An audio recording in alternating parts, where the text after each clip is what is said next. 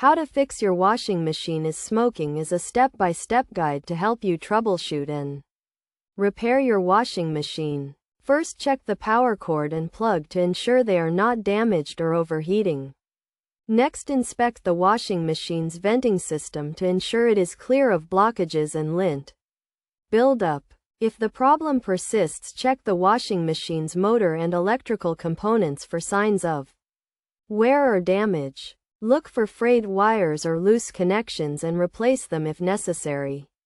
Also, check the washing machine's belt and pulleys for signs of wear or misalignment and adjust or replace them as needed. Another common cause of smoking is a faulty heating element. Check the heating element for signs of damage or corrosion and replace it if necessary. Additionally, check the washing machine's drain pump and hoses for blockages or kinks and clear or replace them as needed.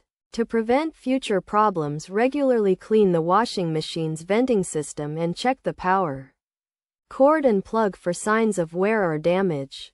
It is also important to follow the manufacturer's instructions for use and maintenance and to avoid overloading the washing machine.